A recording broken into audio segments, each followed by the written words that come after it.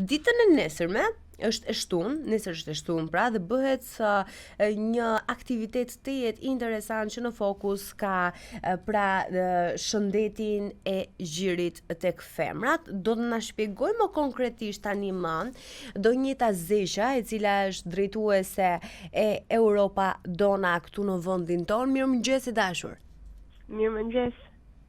Faleminderit që pranove ftesën, e di që je në kulmin e punës, ndërsa të pyes donjat.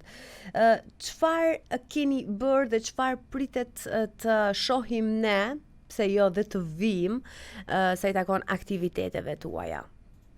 Për muajin tetor, tetori roz. Patjetër, tetori roz është një muaj shumë i veçantë, sidomos për ne që jemi organizuar për pacientët me kancer gjiri. Ne në fakt nuk jemi aktiv vetëm në tetor, jemi gjatë gjithë vitit, por sigurisht që disa aktivitete kulmuese janë tetor. Ne kemi nisur në fund të shtatorit, pra në vigjilin e tetorit me Race for the Cure Albania. Race for the Cure është një nga eventet sportive më të famshme në Europë dhe në botë. Këtë vit sigurisht që ka pas një qasje tjetër për shkak të pandemisë së Covidit dhe nuk është bërë një garë mirëfilli, por që ka pasur goxha pjesëmarrës, është zhvilluar me 27 shtator. Pastaj do kemi nesër një aktivitet, është yoga activity me profesorin e jogës Klodian Moratin. Kjo nismë është dita e shëndetit të gjirit dhe është një ditë që bëhet në të gjitha Europa Donat evropiane. Kjo nismë ka si qëllim të inkurajojë vajzat dhe gratë që bëjnë zgjidhjen e dur për një jetesë sa më të shëndetshme dhe të rishfim ndërgjegjësimin dhe për diagnostikim të hershëm të kancerit të gjirit. Pra jetesa e shëndetshme dhe aktiviteti fizik ka shumë rëndësi. E kuptoj. Ti jetë edhe pak më lart donjë që jo vetëm përgjatë gjithë muajit tetor është e rëndësishme për të ndërgjegjësuar, pse jo për të shpërndarë informacione sa i takon kancerit të gjirit, por në çdo kohë. Dhe jo vetëm ju kanë përshtypjen, por duhet ta bëjnë të gjithë, sepse fatkeqësisht kemi ende një mos informim nga qytetarët. Si e shikon këtë pjesë? Sigurisht gjërat kanë filluar të ndryshojnë dhe të lëvizin, por që nevoja është shumë e madhe që ne të flasim gjatë gjithë kohës edhe të informojmë gjatë gjithë kohës, sepse shumë njerëz ka raste kur stepen që edhe të marrin informacion, jo më që të shkojnë të bëjnë vizitat. Duhet jemi shumë të ndërgjegjshëm se diagnostikimi i hershëm shpëton jetë dhe shmang një kalvar vuajtjesh që pasojnë, pastaj nëse ne kapim një fazë më të vonshme. E kuptoj. Por mund të themi që nëse kapet në kohë, kanceri i gjirit është një sëmundje e kurueshme. Nëse zbulohet në stad të hershëm, apo jo? Nëse zbulohet në stad të hershëm, shmangin shumë gjëra të tjera, sesa nëse e kapim në një stad më të vonë. Mirë, fokusohemi edhe një herë për ta sjellë në vëmendje aktivitetin që do të zhvillohet tek liçeni artificial i Tiranës, apo jo, ditën e shtunë. Po. Një informacion më konkret, ku për të gjithë ndoshta të gjithë dëgjuesit që kanë dëshirë për të ardhur donjat. Atëherë ky është një aktivitet që ka të bëjë më shumë me qetësinë shpirtërore, fizike dhe do përfshihemi plotësisht me profesorin e jogës, profesor Klodin, i cili do jetë, le të themi, ai që do na udhëheqë dhe ne amatorëve që nuk kemi bërë yoga, edhe nuk është se e praktikojmë çdo ditë si disiplinë, nëse mund të themi kështu. Mund të vinë vajza dhe gra paciente, mund të vinë dhe të tjerë që kanë interes të bashkohen aktivitetet tonë, patjetër.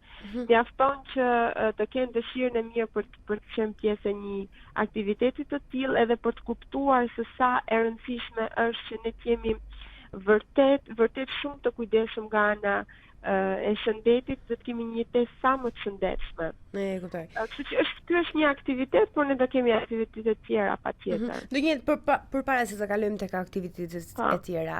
Në këndvështrimin tënd gjithmonë sa rëndësishme është aktiviteti fizik dhe pikërisht yoga për të gjithë gratë me kancer gjiri.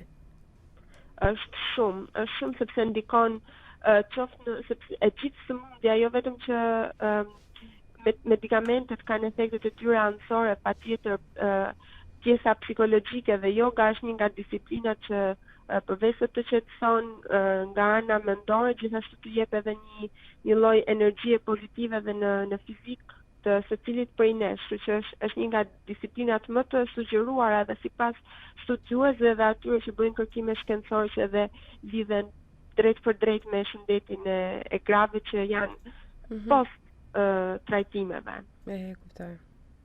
Për të fokusuar tani më tek aktivitetet e tjera që keni pas atë që do të jetë nesër, cili do të jetë? Di që do të mbahet në 23 tetor një aktivitet i madh, ndërsa në fokus kush do të jetë?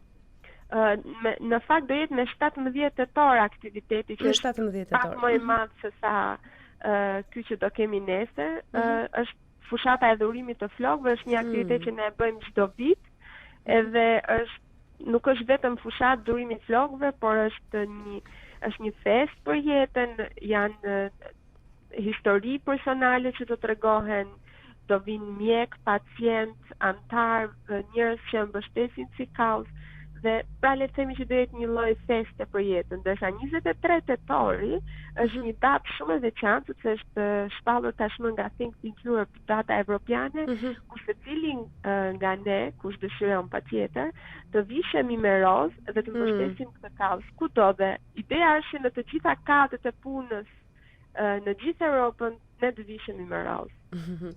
Shumë interesante në fakt, teksa mendon që mirë gratë, po të shohësh për shembull në rrugët e Tiranës të veshur edhe burrat zotërit me të. Do ishte një gjë shumë e bukur, sepse një kravat apo një këmish rozë të lehtë nuk është se nuk është vetëm ngjyrë femërore roza, është një lloj shprehje. Nuk po e thoja para me atë, po. Realisht do ishte diçka shumë e bukur dhe unë shpresoj që të ndërgjegjësohen, pse jo, ku ka më mirë të ndërgjegjësojmë njerëz edhe pse jo t'i vim në ndihmë të gjithëve atyre që po vuajnë momentalisht nga kanceri i gjirit. Donjet, për të kaluar një pyetje konfidenciale më shumë, po jam shumë kurioztare të di përgjigjen tënde. Ne kemi bërë dhe një bisedë tjetër teksa në vëmendje kemi sjell historinë tënde personale, nëse mund ta quaj të tillë, sepse ti ke qenë vetë e prekur nga kanceri i gjirit, apo jo? Jo, unë kam familjar të prekur nga kanceri i gjirit. Unë kam mamin të prekur nga kanceri i gjirit, kam të tjerë të afërm që jo vetëm një herë, por ju është rikthyer për herë të dytë kanceri i gjirit, dhe kam çdo ditë vajza dhe gra që njoh që janë të prekur nga kanceri i gjirit dhe patjetër që më japin gjatë gjithë kohës frymëzimin e duhur për ta vazhduar si punë edhe për të qenë. Pikërisht këtu doja të dilja, a është kjo arsyeja sepse në jetën tënde ke vendosur të merresh me njerëz, me gra, me zoja që kanë kancer, kanë kaluar apo momentalisht kanë kancer gjiri? Patjetër kjo është, mami më është arsyeja kryesore pse unë ende vazhdoj të merrem me këtë kauzë, e kam shumë për zemër si kauzë, dhe fakti që njoh gjatë gjithë kohës dhe kam krijuar në fakt miqtë e mi më të mirë janë nga onkologjia, qoftë nga stafi mjekësor, por sidomos pacientet, kështu që në asnjë moment nuk mendoj as të dorëzoj dhe as ta lë si kauzë, do ndjek gjithmonë kudo që të jem edhe çfarë do të jem duke bërë. E kuptoj. E ndërsa, a ke frikë ti Donjet? Përderisa ke patur familjar që e kanë kaluar kancerin e gjirit. Frikë duhet kemi gjithë ne, prandaj dhe flasim kaq shumë. Jo, por risku kam përshtypjen është më i madh, ideja është për këtë e kam fjalën. Ndaj po them, nëse nuk do kishim frikë, nuk do flisnim kaq shumë, sepse rreziku është vërtet serioz. Statistikat rriten çdo ditë më shumë dhe probabiliteti për të prekur nga kanceri i gjirit është gjithmonë në një tendencë në rritje, sidomos unë dhe motra ime që kemi edhe një predispozitë gjenetike.